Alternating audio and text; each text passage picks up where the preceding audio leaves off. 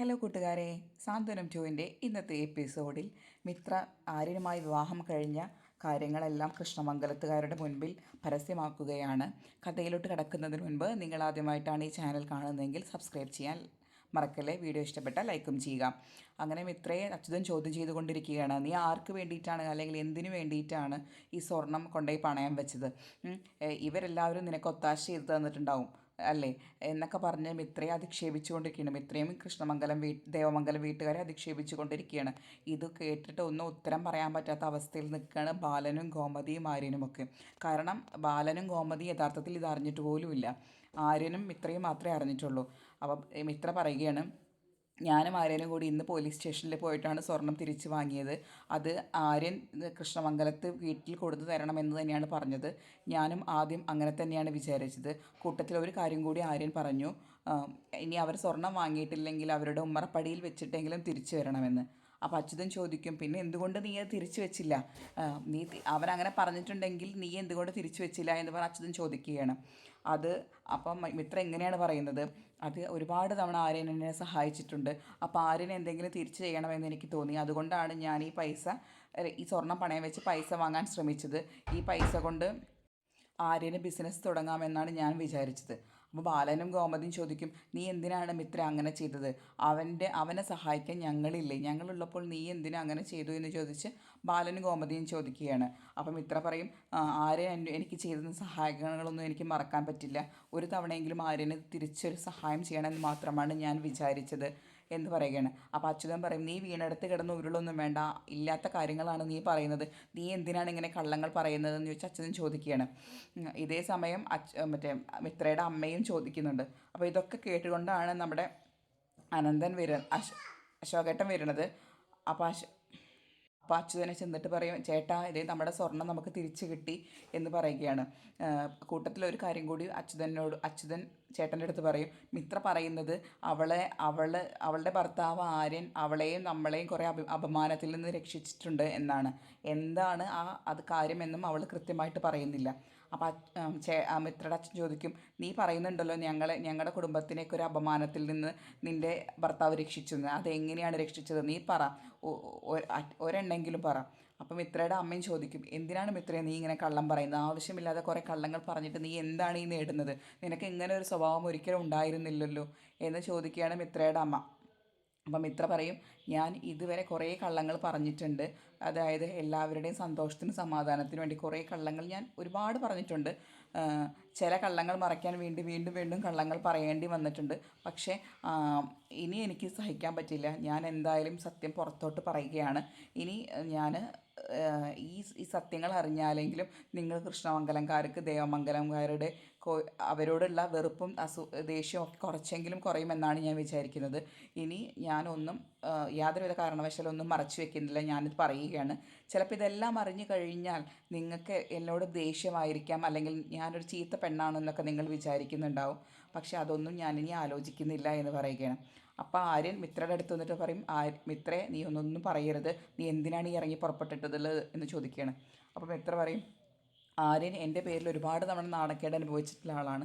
ഇനിയും എനിക്കിതിങ്ങനെ വയ്യ, ഞാൻ എന്തായാലും കാര്യങ്ങളൊക്കെ തുറന്ന് പറയുകയാണെന്ന് പറയും. അപ്പം മീനും മിത്രയെ വിലക്കും. മീനു പറയും, വേണ്ട മിത്ര, അത് വേണ്ട, പറ്റില്ല മീനു ചേച്ചി, ഇനി ഇത് ഇങ്ങനെ തുടർന്നാൽ ശരിയാവില്ല. എനിക്ക് വയ്യ, ഈ ഹൃദയവേദന സഹിക്കാൻ എനിക്ക് വയ്യ, ഞാൻ പറയുകയാണെന്ന് പറയും. അപ്പം മിത്ര പറയുകയാണ് മിത്രയുടെ വിവാഹം കഴിഞ്ഞ കാര്യം. അതായത് മിത്ര യഥാർത്ഥത്തിൽ പ്രേമിച്ചത് ആര്യനല്ല, മറ്റൊരു ആളെയാണെന്നും അവൻ കുറേ ഇവളുടെ വിവാഹം നിശ്ചയിച്ചപ്പോൾ അവൻ ബ്ലാക്ക്മെയിൽ ചെയ്തിരുന്നു, ഇല്ലെങ്കിൽ അവൻ ആത്മഹത്യ ചെയ്യുമെന്നൊക്കെ പറഞ്ഞപ്പോൾ ഞാൻ അവൻ്റെ വാക്ക് വിശ്വസിച്ച് പോയി. അവൻ്റെ കൂടെ രജിസ്റ്റർ മാരേജ് ചെയ്യാൻ വേണ്ടി ഞാൻ എൻ്റെ സ്വർണ്ണമൊക്കെ എടുത്തിട്ട് ഗുരുവായൂർക്ക് പോയി. ഗുരുവായൂർ എത്തിക്കഴിഞ്ഞപ്പോഴാണ് അവൻ്റെ യഥാർത്ഥ സ്വഭാവം എനിക്ക് മനസ്സിലാക്കിയത്. എൻ്റെ സ്വർണവും എൻ്റെ പൈസയൊക്കെ ആയിരുന്നു അവൻ്റെ ലക്ഷ്യം. അതൊക്കെ എടുത്തിട്ട് അവൻ അവിടെ നിന്ന് രക്ഷപ്പെട്ടു. അങ്ങനെ ഞാൻ അവിടെ നിന്ന് ആത്മഹത്യ ചെയ്യാൻ ശ്രമിച്ചു. അതിൽ നിന്നൊക്കെ എന്നെ രക്ഷപ്പെടുത്തി കൊടുക്കുന്നത് ഗോമതി അമ്മായിയും ആര്യനുമാണ്. എന്നിട്ടും അവരെ എന്നെ പറഞ്ഞ് തിരുത്താനും തിരിച്ച് കൃഷ്ണമംഗലത്തോട്ട് കൊണ്ടുവരാനുമാണ് ശ്രമിച്ചത്. പക്ഷേ കൃഷ്ണമംഗലത്ത് വന്നു കഴിഞ്ഞാൽ നിങ്ങളെല്ലാം ഇങ്ങനെ നാണം കെടുത്തിയ എന്നെ നിങ്ങളെല്ലാവരും കുറ്റപ്പെടുത്തുകയും അപമാനിക്കുകയൊക്കെ ചെയ്യുമെന്ന് എനിക്കറിയാം. അപ്പോൾ അതുകൊണ്ട് എനിക്ക് കൃഷ്ണമംഗലത്തോട്ട് വരാൻ താല്പര്യമുണ്ടായിരുന്നില്ല. അപ്പം ഞാൻ അപ്പച്ചിയോട് പറഞ്ഞു, ഞാൻ ഒന്നുകിൽ ഞാൻ ഞാൻ ആരെയും ശല്യം ചെയ്യില്ല, ഞാൻ മരിച്ചെങ്കിലും അവസാനിപ്പിക്കാം എന്നാണ് ഞാൻ അപ്പച്ചിയുടെ അടുത്ത് പറഞ്ഞത്. പക്ഷേ അങ്ങനെ എന്നെ മരണത്തിന് വിട്ടുകൊടുക്കാൻ അപ്പച്ചിയും ആര്യനും തയ്യാറായിരുന്നില്ല. അങ്ങനെയാണ് ആര്യൻ എന്നെ വിവാഹം കഴിച്ചത്. അതും വിവാഹം കഴിച്ചത് മാത്രമല്ല, ആര്യനും എനിക്കും പരസ്പരം ഇഷ്ടം കൂടിയല്ലായിരുന്നു ഞങ്ങളുടെ വിവാഹ സമയത്ത്. പക്ഷേ എന്നിട്ടും ആര്യൻ നമ്മുടെ വീടിൻ്റെ അഭിമാനവും കാര്യമെല്ലാം ആലോചിച്ച് അപ്പച്ചിയുടെ നിർദ്ദേശപ്രകാരമാണ് ആര്യൻ എന്നെ ഗുരുവായൂർ അമ്പലത്തിൽ വെച്ചിട്ട് വിവാഹം കഴിച്ചത് എന്ന് പറയുകയാണ്. അപ്പോൾ നമ്മുടെ ഗോമതി പറയുന്നുണ്ട്, ചേട്ടൻ ഞാൻ വേറെ ഒന്നുമല്ല ഉദ്ദേശിച്ചത്, നമ്മുടെ കുടുംബത്തിൻ്റെ അഭിമാനം, ചേട്ടൻ്റെ സന്തോഷം, അതൊക്കെ ഉദ്ദേശിച്ചിട്ടാണ് ഞാൻ അന്ന് വിവാഹത്തിന് സമ്മതിച്ചത്, വിവാഹം കഴിപ്പിച്ചത്. കാരണം നിങ്ങൾക്ക് എന്നോട് ദേഷ്യമാണ് വെച്ചെങ്കിലും എനിക്ക് അങ്ങനെ ഒരു സംഗതി നിങ്ങളോടില്ല. കാരണം എൻ്റെ കുട്ടിക്കാലത്ത് നിങ്ങൾ എന്നെ എത്രമാത്രം സ്നേഹിച്ചിരുന്നു എന്ന് എനിക്കറിയാം. അപ്പം ഞാൻ ചേട്ടൻ്റെ മുഖം മാത്രമേ ആലോചിച്ചിരുന്നുള്ളൂ. ചേട്ടൻ ഇനി എന്തെങ്കിലും കയ്യബദ്ധം ചെയ്യുകയോ അല്ലെങ്കിൽ എന്തെങ്കിലും നമ്മുടെ കുടുംബത്തിന് നാണക്കേട് ഉണ്ടാവുകയോ എന്ന ഭയത്തിലുമാണ് ഞാനിങ്ങനെ ചെയ്തതെന്ന് ഗോമതി പറയുകയാണ്. അപ്പം അതിൽ പറഞ്ഞപ്പോൾ നമ്മുടെ മിത്രയുടെ അച്ഛനാകെ ഇത് കുറച്ചൊക്കെ ശരിയാണെന്ന് തോന്നി തുടങ്ങി. കാരണം മിത്രയുടെ അച്ഛൻ പോലീസ് സ്റ്റേഷനിൽ നിന്ന് നേരിട്ടാണ് വരുന്നത്.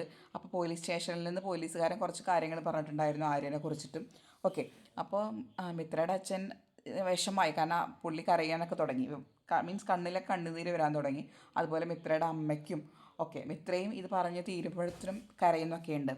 അപ്പോൾ പറയും, ഇത്രയും ഇത്ര കൂട്ടത്തിലൊരു കാര്യം കൂടി പറയും, ഇത്രയും നല്ല കാര്യങ്ങൾ ചെയ്ത ആര്യനെയാണ് നിങ്ങളെല്ലാവരും തെറ്റിദ്ധരിക്കുകയും ഒക്കെ ചെയ്തത്.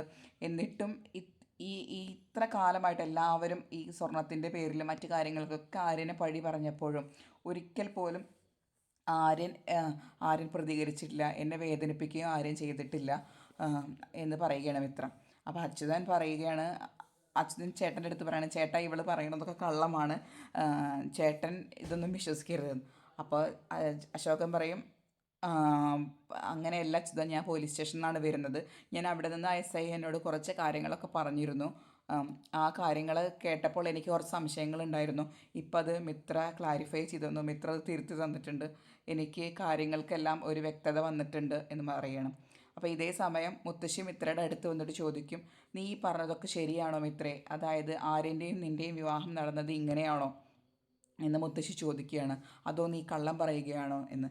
അപ്പോൾ മിത്ര പറയും, ഇല്ല മുത്തശ്ശി, ഞാൻ സത്യമായിട്ടാണ് പറയുന്നത്, ഇങ്ങനെയാണ് സംഭവിച്ചിട്ടുള്ളത് എന്ന്. മുത്തശ്ശി പറയും, നീ എൻ്റെ തലയിൽ തൊട്ട് സത്യം ചെയ്യും, തലയിൽ തൊട്ട് സത്യം പറ, എന്താ ഇത് തന്നെയാണ് സത്യമെന്ന്. അപ്പോൾ മിത്ര ഒന്നും ആലോചിക്കാതെ നേരെ മുത്തശ്ശിയുടെ തലയിലാണ് വലത് കൈ വെച്ചിട്ട് പറയും, സത്യമാണ് മുത്തശ്ശി, ഞാൻ പറഞ്ഞത് മുഴുവൻ സത്യമാണ് എന്ന് പറയുകയാണ്. അപ്പോൾ മുത്തശ്ശി അവിടെ നിന്ന് കരയുകയും ചെയ്യും. എന്നിട്ട് മിത്രയെ അങ്ങനെ തലോടി ആശ്വസിപ്പിക്കും, സാരമില്ല മോളെ, എന്തായാലും എല്ലാം നന്നായല്ലോ എന്ന് പറയുകയാണ്. പിന്നെ മിത്ര കുറച്ച് കാര്യങ്ങൾ കൂടി പറയും. അതായത് എല്ലാവരും ഈ സ്വർണത്തിൻ്റെ പേരിലും അല്ലാത്ത കാര്യങ്ങൾക്കൊക്കെ ആര്യനെ ഒരുപാട് തവണ കുറ്റപ്പെടുത്തിയിട്ടുണ്ട്. പക്ഷേ ആര്യൻ ഇതിനൊന്നും പ്രതികരിച്ചിട്ടില്ല, പിന്നെ എന്നെ വിഷമിപ്പിക്കുക ഒന്നും ചെയ്തിട്ടില്ല. വിവാഹ സമയത്ത് എനിക്കും ആര്യനും പരസ്പരം ഇഷ്ടം കൂടിയല്ലായിരുന്നു. എന്നിട്ടും ആര്യൻ എന്നെ നമ്മുടെ കുടുംബത്തിന് വേണ്ടിയിട്ടാണ് വിവാഹം കഴിച്ചത് എന്നൊക്കെ മിത്ര പറഞ്ഞുകൊണ്ടിരിക്കുന്നത്. അങ്ങനത്തെ ഒരാൾക്ക് ഞാനൊരു സഹായം ചെയ്യണമെന്ന് വിചാരിച്ചു, അതിനുവേണ്ടി മാത്രമാണ് ഞാൻ ആ സ്വർണം എടുത്ത് പണയം വെച്ചത് എന്ന് പറയുകയാണ്. അപ്പോൾ ഇതെല്ലാം കേട്ടുകൊണ്ട് പ്രത്യേകിച്ചൊന്നും തന്നെ പറയാതെ മുഖം താഴ്ത്തി നിൽക്കുന്ന ആര്യനെയാണ് കാണിക്കുന്നത്. വളരെ പാവം തോന്നും നമുക്ക്, ഒത്തിരി വിഷമം തോന്നും, കാരണം അത്രയും ഇന്നസെൻ്റ് ആയിട്ടുള്ള ഒരു ക്യാരക്ടറാണ് ആര്യൻ. അങ്ങനെ അപ്പോൾ ഇത്രയുമാണ് ഇന്നത്തെ സാന്ത്വനത്തിൻ്റെ കഥ. കൂടുതൽ നേരത്തെ സാന്ത്വനത്തിൻ്റെ വിശേഷങ്ങൾ അറിയാൻ ആദ്യം നിങ്ങൾ ഈ ചാനൽ സബ്സ്ക്രൈബ് ചെയ്യുക, വീഡിയോ ഇഷ്ടപ്പെട്ടാൽ ലൈക്ക് ചെയ്യുക.